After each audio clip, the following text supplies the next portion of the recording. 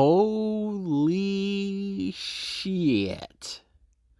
When you thought that nothing could be worse than that first Venom movie, Sony outdoes themselves again.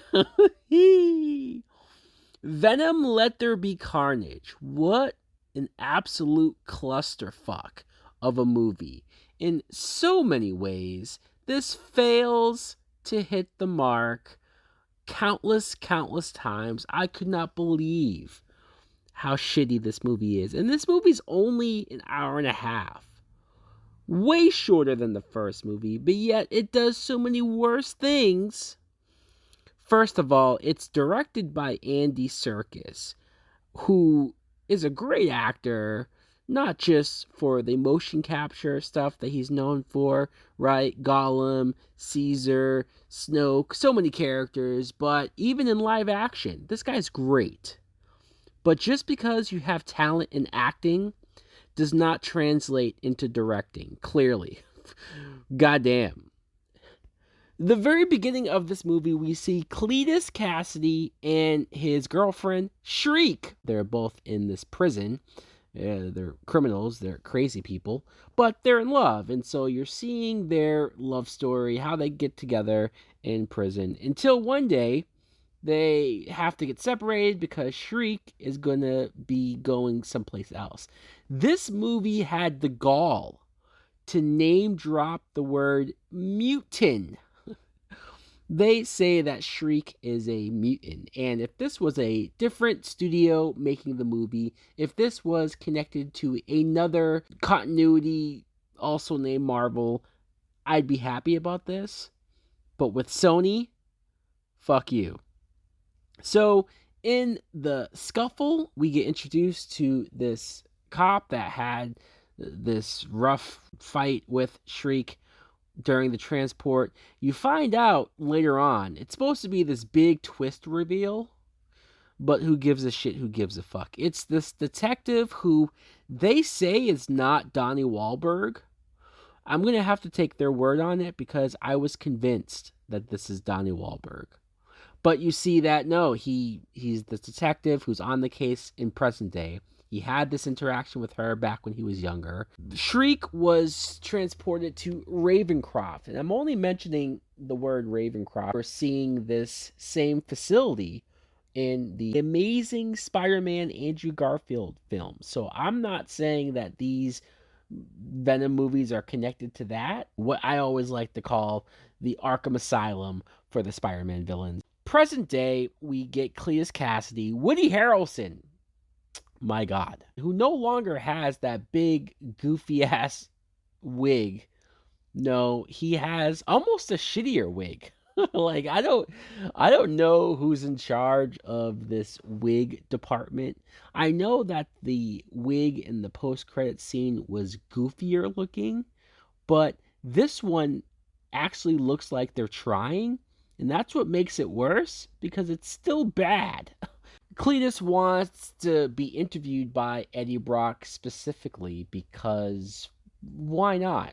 He wants to be his friend, and he wants Eddie Brock to be the one that lets his story out. I don't really get this. Like, why? It seems awfully convenient. I thought maybe you'd find out that Cletus somehow could sense or knew that Eddie Brock was Venom, but no, it has nothing to do with that whatsoever. And after talking to him, it's so crazy to me because Eddie Brock is supposed to be this well-respected reporter. At least he used to be, right? The first movie talks about how he had his own show, how he was well-regarded, won all these awards. But in this moment, Eddie Brock doesn't pick up on anything that Cletus told him, any of the clues, any of the houses, the landmarks. It's Venom who tells him, hey, weren't you listening to anything he was saying? This is where this area leads to. In fact, it's Venom that helps Eddie locate these missing bodies of people that Cletus had murdered over the years. So, what the fuck, Eddie? I thought you're supposed to be this smart reporter. This whole time, Venom has been calling you a loser and calling you an idiot. I guess he's right. And in fact, Venom himself is smarter. So because of this, because they found the bodies and broke these cases, the media now loves Eddie Brock. I mean, they're all over him. He's now back on top and is getting his career back. This is so forced and so rushed. None of it's developed. It's just sort of all being told to you by these series of events, but I don't feel anything about it. And it doesn't help that Tom Hardy, what the hell is Tom Hardy doing acting wise? It seemed like I was trying to give him a pass in the first movie, saying that maybe the script failed him, maybe even the director failed him, or possibly the editing. After the fact, maybe Sony decided to change the movie, change the tone, and that's why he came off as goofy as he did. No, this movie, you can clearly see that he's improvising, that he's all in, that he's doubled down on the silliness and the goofiness that this Venom character is now going. And I don't like it. I know that Tom Hardy is a better actor. Like, I consciously am aware that he's good and can be good, but he just decides to not be good in these movies. He chooses to suck in these movies. Michelle Williams comes back. Yay! Another great actress that is completely wasted. She wants to meet Eddie to tell him that she's engaged. All right. I mean, I know that they're kind of friends or friendly, I guess, but they did used to date. In fact, they were engaged themselves. So for her to tell him this, I don't know what she expected, or, oh, you're supposed to be happy for me. Like, is he supposed to be happy? Is he not supposed to be upset that his ex-fiance, that his ex-girlfriend, that the person that he's still very much in present day in love with is completely moving on? It's an odd position that Michelle Williams' character is putting Eddie Brock in. She can quickly tell, though, that he has Venom inside of him, which confirms that Eddie lied to her at the end of the last movie. So she's angry. She's angry. And I guess that makes sense. We get this moment where Eddie goes to Mrs. Chen. And I know there are people who like this dynamic, like this relationship of Eddie Brock, being able to trust Mrs. Chen, going to her little shop, and I don't care for it. I'm not saying it's the worst thing ever or it's the worst parts of this movie, because it's not, but I also don't find it entertaining or funny. I'm just sort of watching it. And there's an arrangement, I guess, where Mrs. Chen gives Venom chocolate, because instead of eating people and criminals like Venom wants to, he eats chocolate. All right? There's a whole back and forth of Eddie and Venom arguing, because Venom does still want to eat people. And I feel like there's enough criminals, there's enough people. Hell, they were just at a prison. So if there's criminals who are, I don't know, rapists or killers that you know are doing life or will be put to death, why not just eat them? Or why not just somehow figure out a way to eat really bad people? It seems like they're not even trying. You get this silly moment of Venom wanting to eat this guy because he robbed someone's purse, and it's just, I don't care. I guess Eddie Brock tries to give Venom chickens to eat instead. What the fuck? Who wrote this shit? When Eddie finds out that Cletus Cassidy is about to be put to death, he feels guilty for it for some reason, even though Cletus was already on death row. Like, he killed the people himself. Still, Eddie goes to visit him and talk to him. And it's then where Cassidy bites Eddie's hand. And that's how Cassidy gets the symbiote, because he bites him. And he immediately can tell by tasting his blood that there's something off about Eddie. Not the fact that the Venom symbiote grabbed Cletus from the jail cell and forced him closer from a long distance. No, that's not what exposes Venom in Eddie Brock. No, Cassidy doesn't even react to that. It's because the blood tastes off. All right.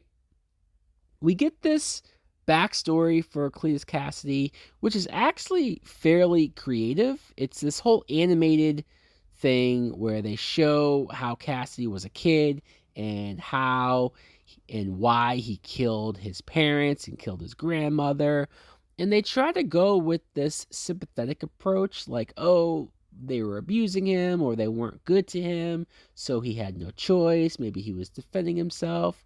I don't know. I think it's more straightforward and more interesting to have him just be a complete psychopath and a complete evil person even before he gets the Carnage deal.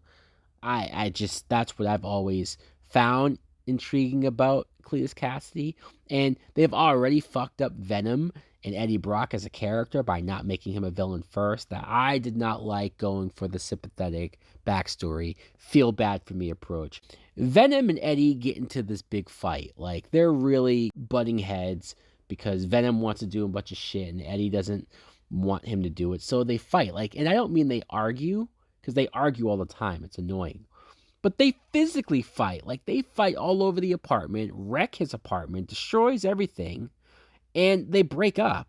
I mean, Venom separates himself from Eddie, goes out of the window, and just leaves. And not just that, because otherwise Venom is just a gooey symbiote, he starts taking possession of other random people's bodies, kind of against their will.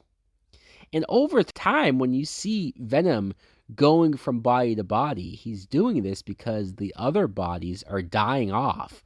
Like, he's just killing a bunch of people quickly. I don't even know if they explain why Eddie doesn't die, or doesn't get sick. He was getting sick in the first movie. I went through this back and forth in the previous video, but he's just okay now. Everybody else, though, is just dying, and it's like, this is our hero? This is our main character?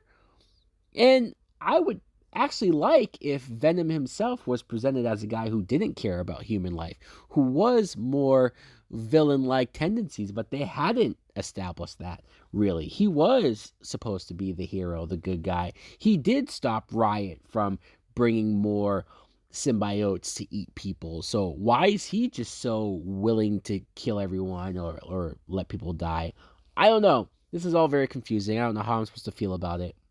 But I definitely don't know how I'm supposed to feel about the moment of Venom at a rave.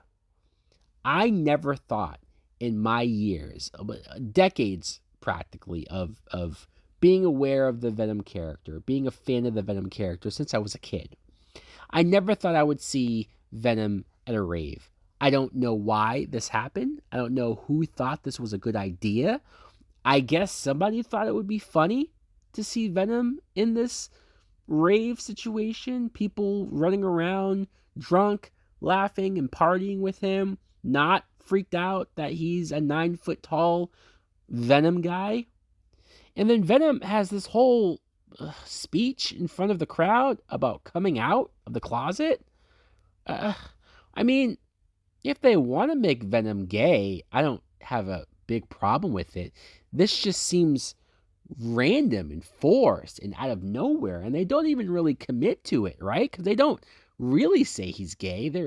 It's like Venom is talking about as a metaphor for separating from Eddie, but it just comes across like it's a gay thing. And if you're not going to commit to it, that's even weirder. It might be the worst scene that Sony has produced for a Spider-Man related project ever. Now, during the Cletus execution scene, because he has the symbiote offspring, whatever, in his blood now, when they try to kill him, instead of him dying, he just comes back as Carnage. He becomes Carnage. And he kills almost everybody at this prison. And I will say, maybe the only good sequence in the film, action-wise, where Carnage does go full-blown kill mode. I wish this movie was rated R, because then he would really be ripping people apart. You'd see blood splatter everywhere. I'm not saying that you have to do that to make a movie better, because the movie still would have sucked. But at least this sequence would have been next level badass. There is one moment where he grabs a guard and like sticks his Carnage dick, or at the very least, his tentacles. I don't know what the hell it is. He sticks it down the guy's throat and kills him from the inside. Brutal. Also, when Cletus gets out of the prison, he just randomly turns into a tornado. Like, he just starts to spin.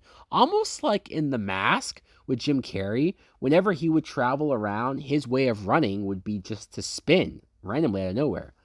At least that was a comedy. What the hell are they going for when Carnage does it?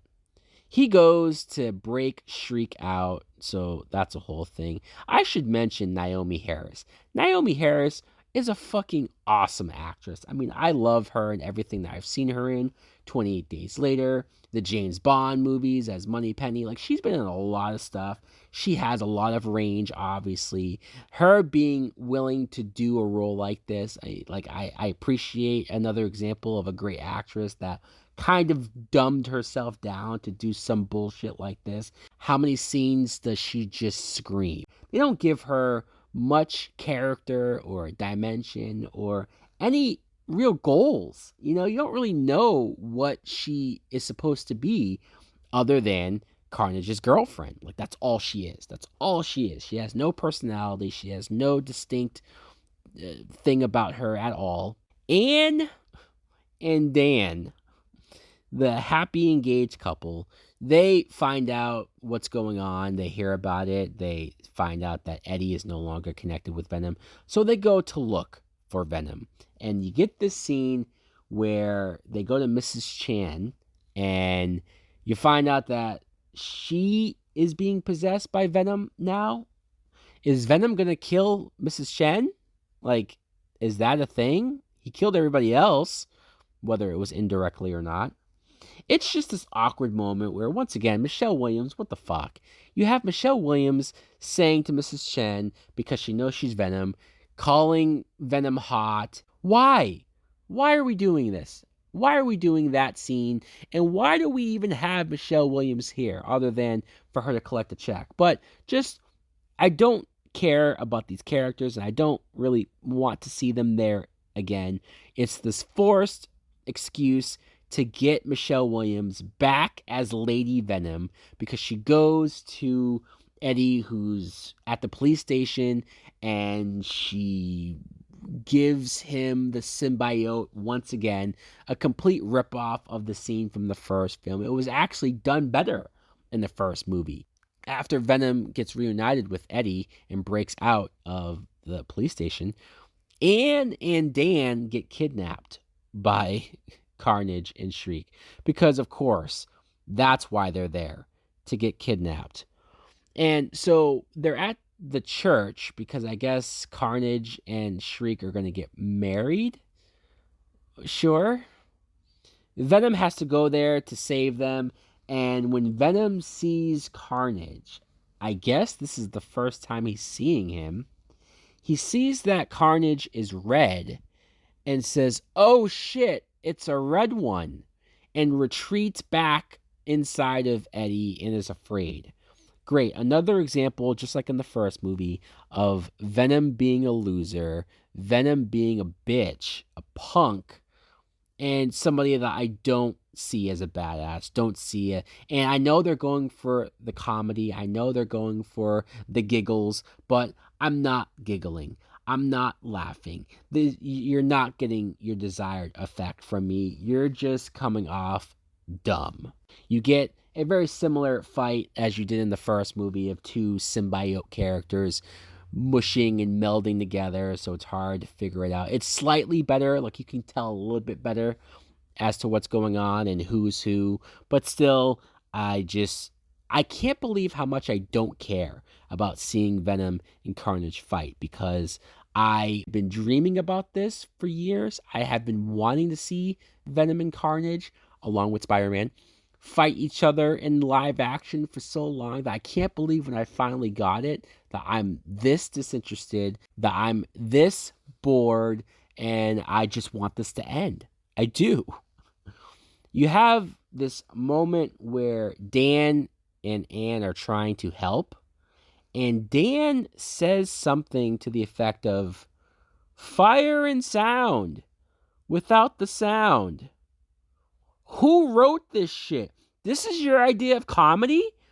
You have so many examples of comedy, failed comedy, throughout this movie, but this is one of the worst I've ever seen. Well, what the fuck? Whoever wrote this should be fired and completely banned from writing movies ever again. Carnage gets mad at Shriek because, you see, Shriek's powers is that she screams and she shrieks.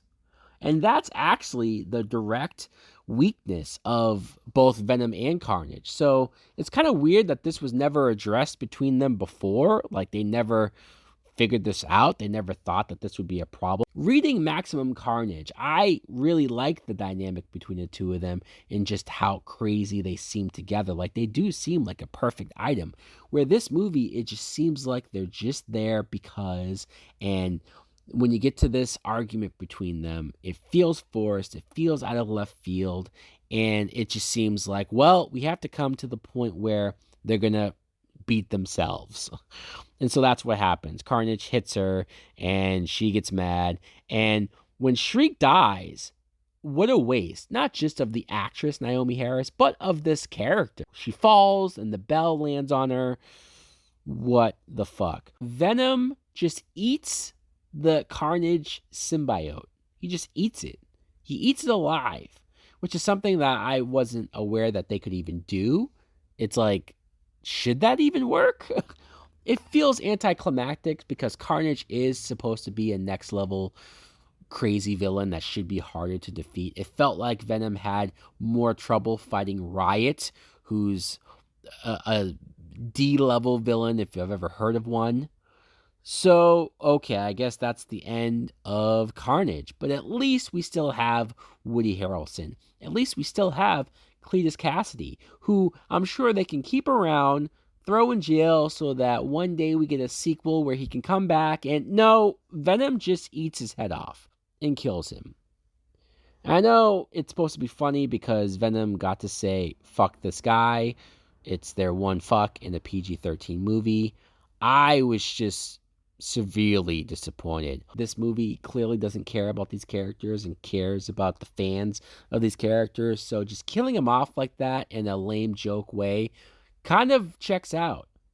And also, if I'm being completely honest, Woody Harrelson was phoning it in. He was just sleepwalking through this movie. Can't say I blame him though.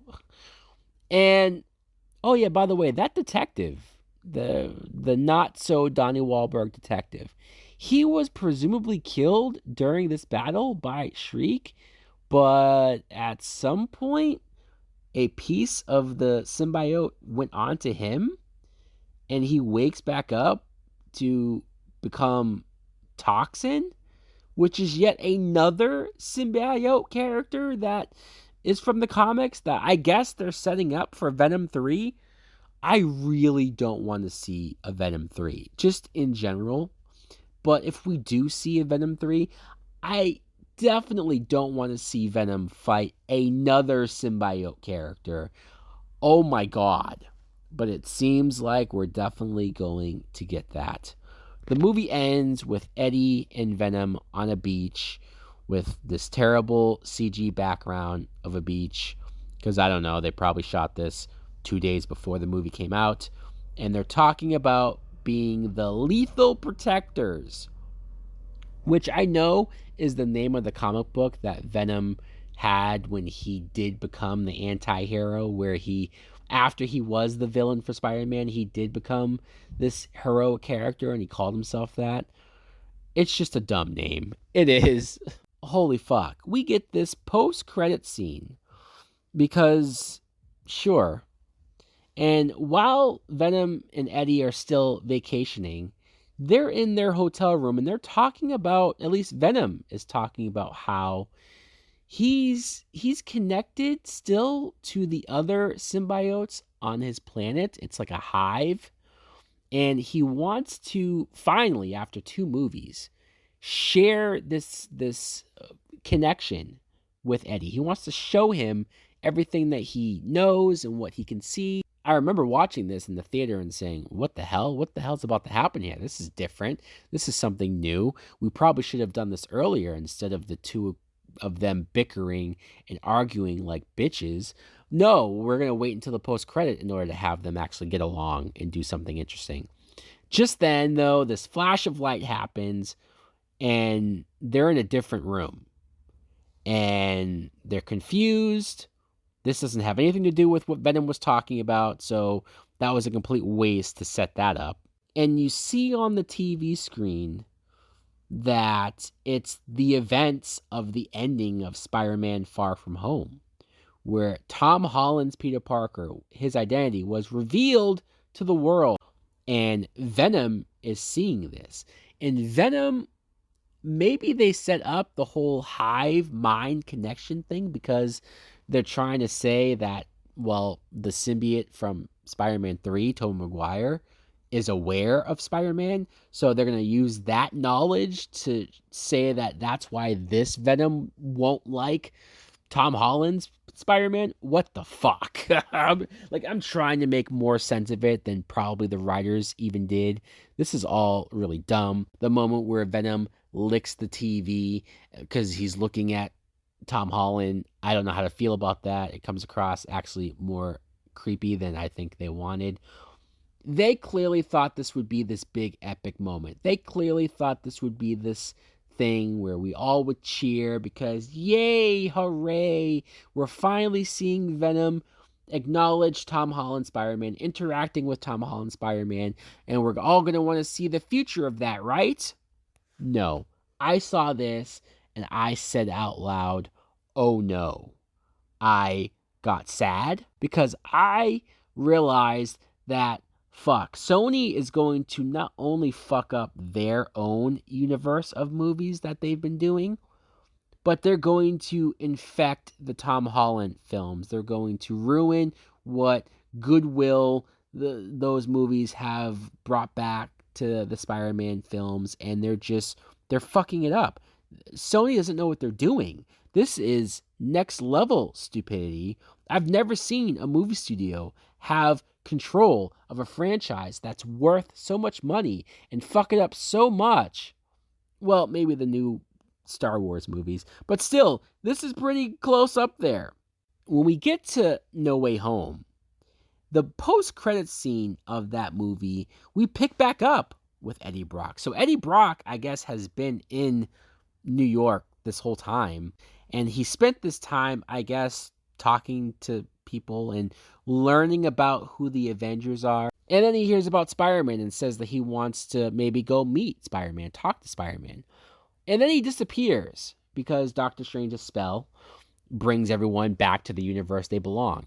And I said, thank God. Thank God they didn't do anything more with this. I don't even know why they did it in the first place. Maybe it was something that Sony desperately wanted to do to try to gain interest. And Kevin Feige was like, all right, fine, we'll give you that first scene. But you better believe the next scene we're getting rid of this motherfucker. Because this ain't the Venom that I want. This ain't the Venom that I want to see in a movie with Spider-Man. It still may happen, but as of right now, fuck that shit. Anyways, guys, fuck this movie. Fuck it hard up its ass. Let me know in the comments below, what do you think of Venom Let There Be Carnage? Thanks for watching. Like, comment, subscribe. Later.